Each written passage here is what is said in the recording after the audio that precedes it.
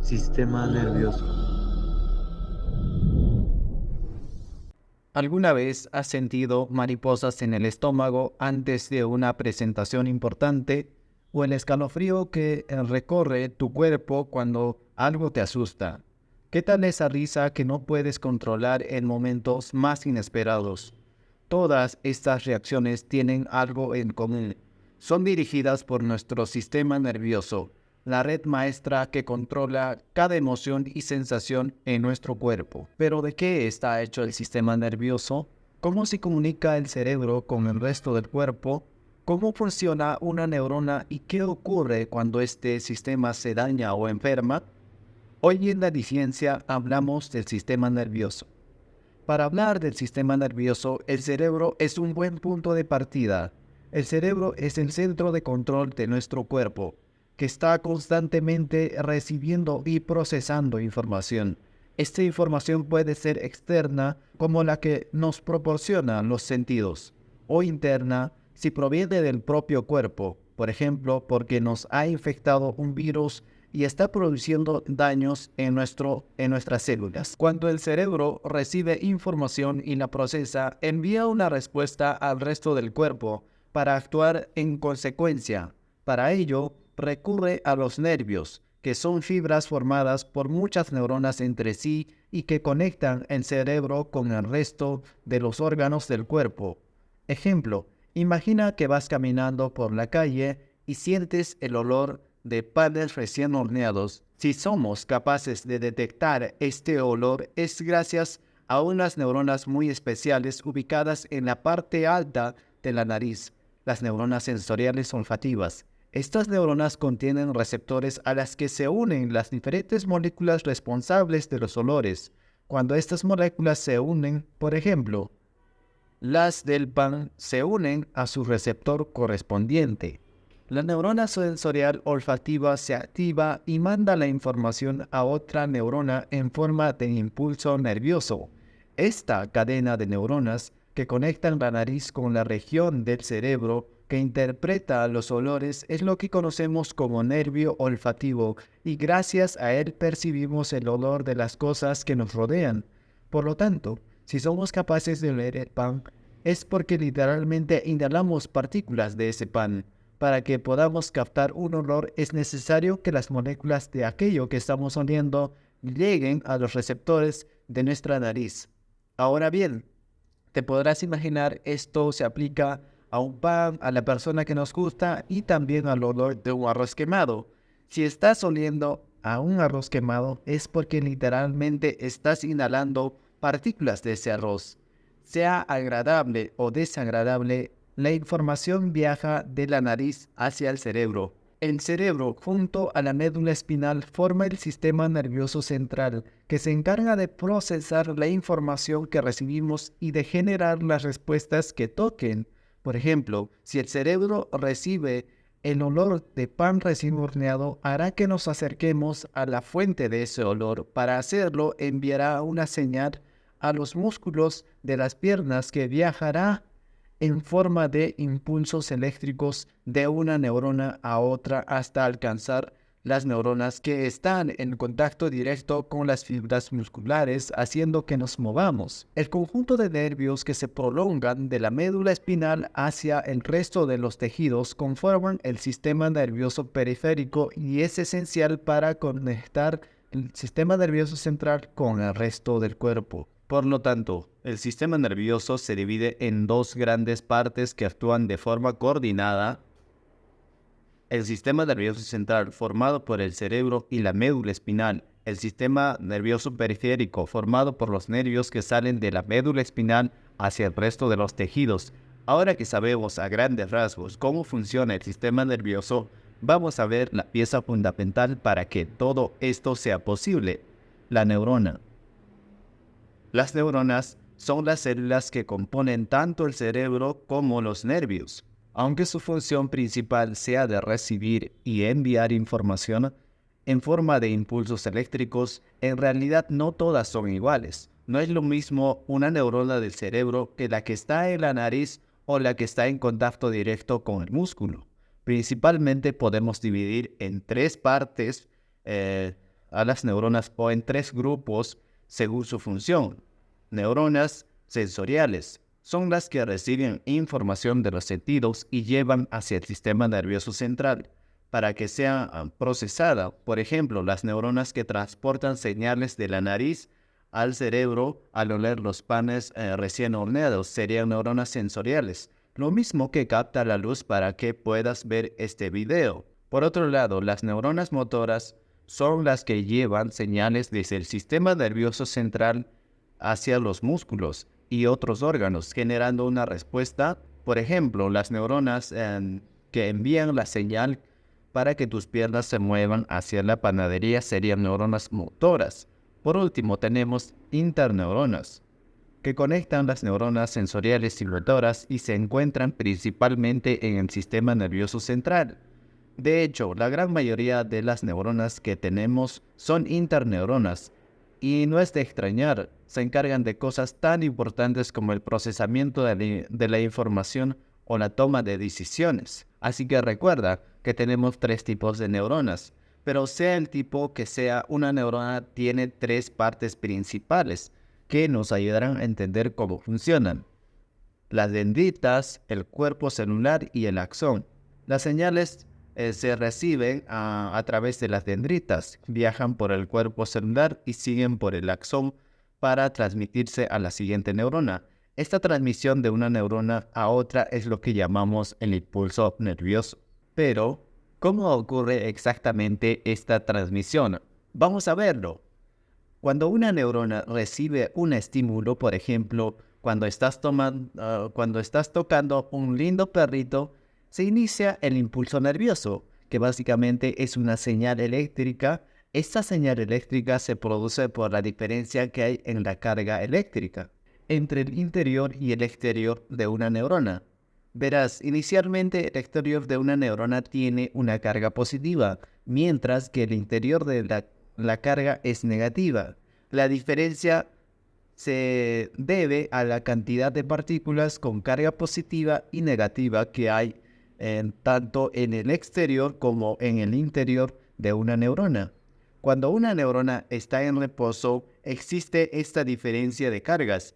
El interior es negativo y el exterior es positivo. Ahora bien, cuando la neurona recibe un estímulo, esta situación se invierte. Las partículas con carga positiva entran en la neurona a través de los canales que tienen su membrana. Esto cambia el equilibrio de cargas, haciendo que el interior se vuelva temporalmente positivo, un proceso conocido como despolarización. Este cambio de cargas genera una señal eléctrica que se transmite a lo largo del axón de la neurona. A medida que la señal eléctrica pasa por el axón, tiene lugar la repolarización. La neurona devuelve las partículas cargadas positivamente al exterior y restaura la carga negativa de su interior, volviéndose a la situación de reposo. Veamos ahora. Esto es lo que ocurre cuando una neurona produce ese impulso nervioso. Pero, ¿qué hay de la siguiente neurona? ¿Cómo logran transmitir la información de unas a otras?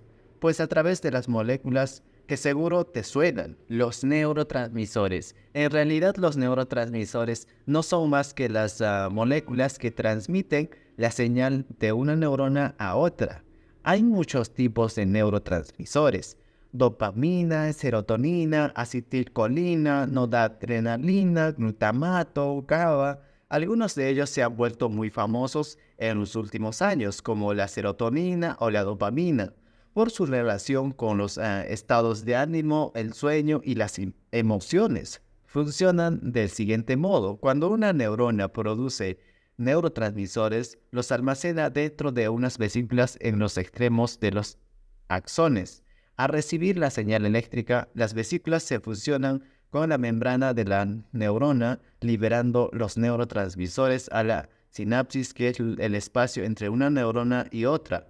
Los neurotransmisores atraviesan este espacio y se unen a los receptores de la membrana de la siguiente neurona, transmitiendo así la señal eléctrica, en función del tipo de neurotransmisor que estemos hablando. Transmite una respuesta u otra. Por ejemplo, si el neurotransmisor es excitatorio, hará que la siguiente neurona siga transmitiendo ese impulso nervioso, mientras que si es un neurotransmisor inhibitorio, hará que se frene ese impulso y que deje de propagarse. Por ejemplo, el alcohol aumenta la acción del neurotransmisor GABA, que es un neurotransmisor inhibitorio, por eso nos da ese efecto sedante y relajante. En resumen, las neuronas son clave para que funcione el sistema nervioso. Otra cosa que debemos entender es que las neuronas no actúan solas ni de lejos. También está formado por las células gliales que son esenciales para que las neuronas puedan llevar a cabo su función. Tenemos muchos tipos distintos de células gliales en el cerebro. Por ejemplo, los astrocitos son capaces de regular el impulso nervioso y actúan como reserva de glucosa cuando éstas necesiten energía. La microglia actúa como un sistema inmunitario del cerebro protegiendo de daños y microorganismos. Los oligodendrocitos y las células de Schwann se encargan de producir la mielina, una sustancia que recubre los axones y actúa como una capa aislante para que este impulso nervioso viaje más rápido y de forma más eficiente. Ocurre como si fuera un cable recubierto por una capa aislante de plástico. La verdad es que las células gliales no habían recibido mucha atención hasta hace poco. Las consideraban como un simple pegamento que mantiene las neuronas unidas entre sí. Por ello se llaman células gliales de glue, de pegamento, pero por suerte en la ciencia avanza y en los últimos años se han ido descubriendo que eran mucho más importantes de lo que pensábamos. De hecho, se cree que si no funciona bien podrían estar relacionadas con el desarrollo de algunas enfermedades que afectan al sistema nervioso central. Así que solo pegamento no son. Hasta este punto nos queda claro que el sistema nervioso no solo son células, sino que una red perfectamente coordinada que afecta a cada una de nuestras acciones que realizamos. Sin embargo, estarás de acuerdo de que hay acciones voluntarias, como mover esta mano, por ejemplo, y hay acciones involuntarias, como digerir el café que me he tomado antes de grabar este video.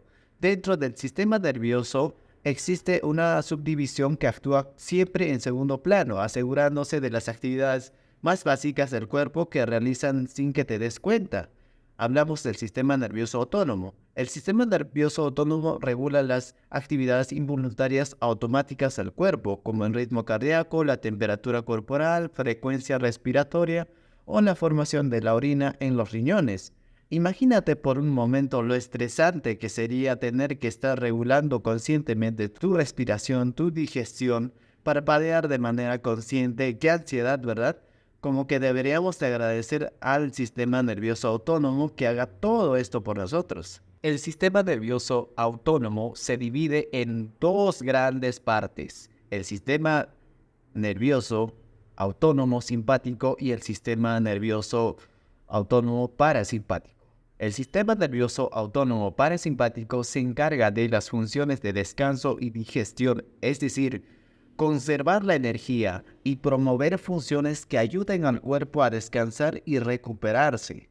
Por ejemplo, disminuir la presión arterial, la frecuencia cardíaca después de una situación de estrés o actividad. Además, estimula el tracto digestivo para digerir los alimentos y eliminar los productos de desecho. Ahora bien, cuando nos encontramos en una situación de peligro, toma el mando el sistema nervioso autónomo simpático. Sus funciones son un poco opuestas al parasimpático.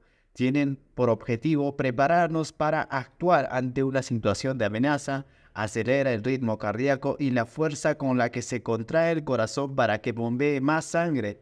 Hace que los bronquios se ensanchen para facilitar la respiración y aumentar la frecuencia respiratoria. Moviliza la glucosa para que el cuerpo tenga energía suficiente para enfrentar o huir de una amenaza.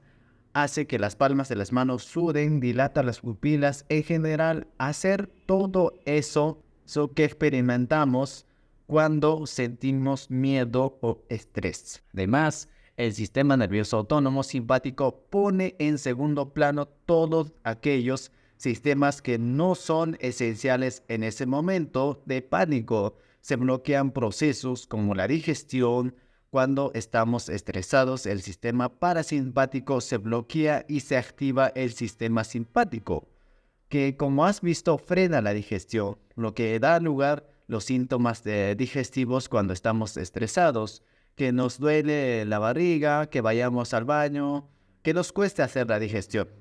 Ahora bien, el sistema nervioso simpático debería de activarse en pocas ocasiones, porque en nuestra vida diaria no siempre estamos enfrentándonos a situaciones de peligro. ¿Qué pasa cuando el cuerpo está sometido constantemente a la activación de este sistema, por ejemplo, debido al estrés? Aunque el sistema nervioso simpático debería de activarse en ocasiones puntuales, la cosa cambia cuando padecemos un trastorno de ansiedad. En este caso, una herramienta útil que sirve para ayudar al cuerpo en una situación de emergencia se convierte en un problema que dificulta llevar una vida normal y que a largo plazo puede ser perjudicial para el cuerpo. Esto es así porque las situaciones de estrés producen un tipo de sustancia, como por ejemplo los glucocorticoides, pueden ser dañinos a largo plazo para los tejidos y órganos del cuerpo. En resumen, tal y como hemos visto a lo largo de este video, el sistema nervioso es el que permite que funcione el resto del cuerpo. Nos permite respirar, caminar, hablar, entre otras cosas. Por eso, si alguna de sus partes no funciona bien, las consecuencias pueden ser fatales. Algunas de las enfermedades que afectan el sistema nervioso son la esclerosis lateral amiotrófica, la esclerosis múltiple, tumores cerebrales como el glioblastoma, el Alzheimer o el Parkinson.